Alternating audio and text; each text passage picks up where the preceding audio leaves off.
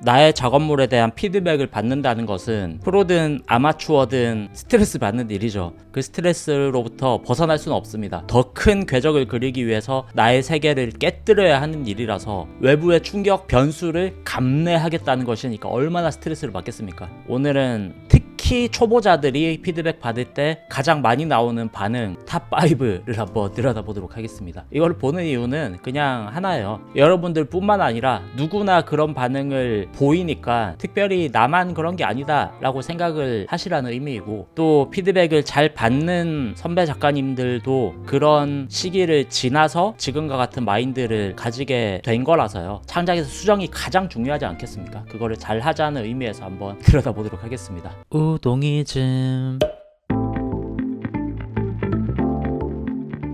손을 막 떤다거나 목소리가 막 떨려요. 심지어 울먹울먹 하다가 눈물을 보이는 사람도 많습니다. 보여줄 때 심정이 이런 거죠. 제발 내 이야기 재밌다고 말해. 수정할 생각이 없으니까 제발 말해. 이런 겁니다. 제발 내 이야기가 재밌다고 말해줘도 누구나 동의를 하겠지만, 사실 건강한 작가들은 수정할 포인트를 말해주길 바라면서 건네거든요. 완벽한 원고는 있을 수 없다라는 걸 스스로 인지하고 있기 때문에 그거를 각오하고 피드백을 요청을 한다는 겁니다. 가끔 너무 무례하거나 내 노력을 비하하는 그런 피드백은 사실 굳이 들을 필요는 없다고 생각을 해요. 하지만 이성적이고 전문적인 그냥 일반적인 피드백은 받는 것에 익숙해져야 할 겁니다. 어차피 그런 삶을 살게 될 테니까.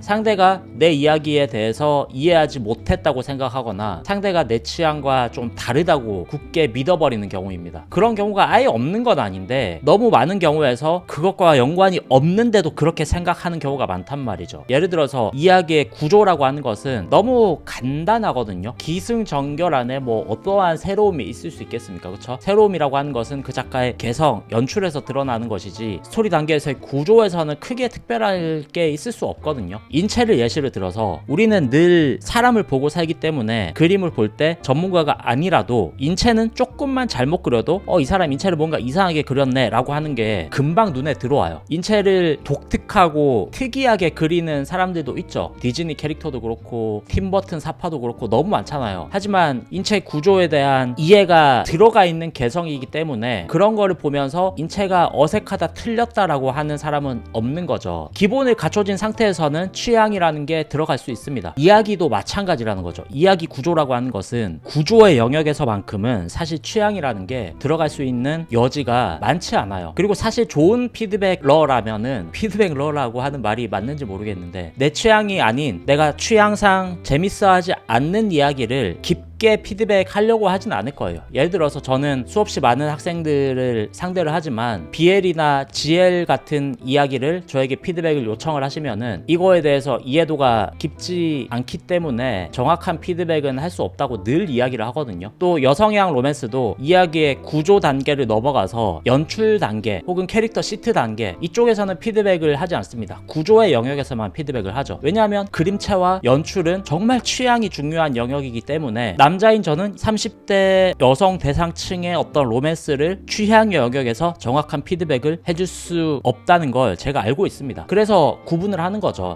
로맨스? 오케이. 나는 구조와 기획의 영역에서만 피드백 해줄게. 이렇게 되는 거죠. 근데 구조의 영역에서 피드백을 하는데 이 사람은 로맨스 취향이 아닌가 봐 라고 생각하는 사람들이 많다는 거죠.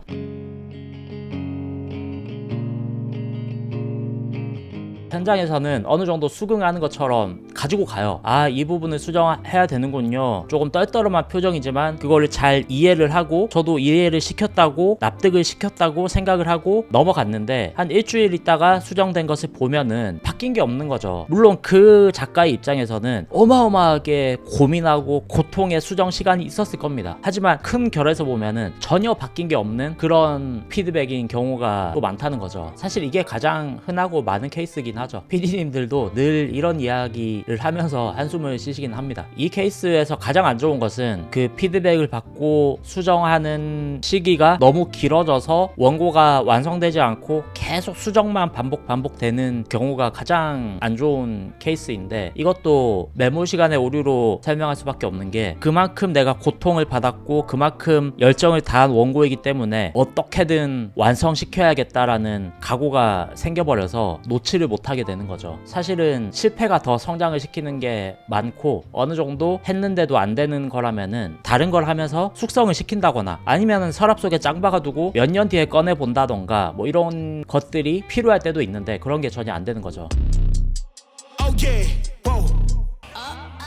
당신 하는 말 다 따를게, 또 어디 고칠까, 막 이렇게 말하는 대로 다 고쳐버리는 사람도 있습니다. 이거는 어떤 나의 불안을 피드백 해주는 사람에게 모두 다 의존해버리는 그런 마인드인 거죠. 내가 통제할 수 없는 변수에 대한 스트레스, 이거를 감내할 용기가 없어서 내 앞에 있는 피드백을 해주는 사람을 일종의 방화벽으로 세워두고 그 사람에게 모든 것을 맡겨버리는, 이것도 사실은 큰 결에서 보자면은 1, 2, 3번과 크게 다를 게 없습니다. 내가 나아가려고 하는 이 항상성이라고 하는 궤도에서 벗어나고 변수를 받아들이고 스트레스를 감내할 용기가 필요한데, 그게 되지 않는 똑같은 상태이거든요. 피드백을 아무리 전문적으로 받고 내가 아무리 좋은 재능이 있어도 실패를 한 번도 하지 않는 사람은 없거든요. 추구해야 하는 것은 내가 원고를 발전시키는 과정의 구조를 고도화시키는 그런 걸 해야 되는 거죠. 그런 구조가 나를 건강한 작가로 만들고, 그런 구조가 내 실력을 더 높여주고, 그런 구조가 내 작품을 더 발전시켜 줄 것이기 때문에 또 두드려 맞아봐야지 회복 탄력성도 생기거든요.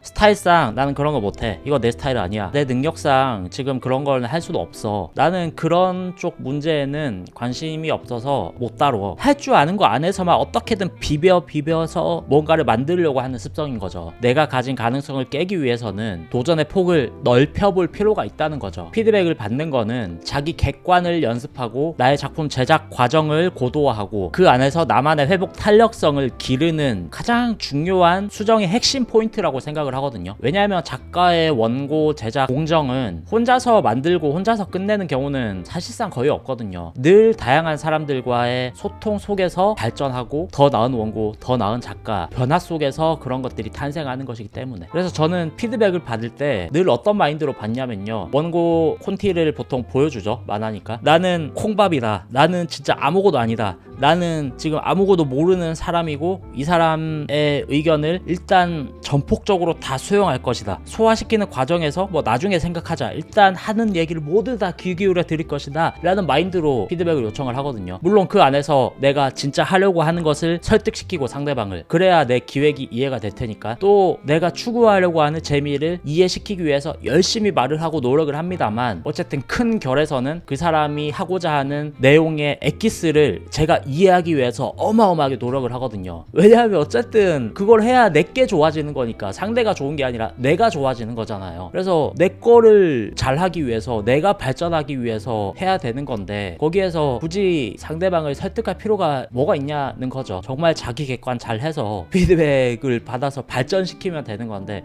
그게 말은 쉽지, 그쵸? 또 나의 자식 같은 어떤 것을 평가받는다는 게 막상 들어보면 좀 안 되는 때가 많기도 합니다. 어쩔 수 없죠. 근데 익숙해져야죠. 어떡하겠습니까? 해야죠. 네. 피드백 이야기는 다음에도 한 번 더 어떻게 받으면 좋을지를 더 이야기해 보도록 하고요. 다들 즐거운 창작 되시길 바라겠습니다. 감사합니다.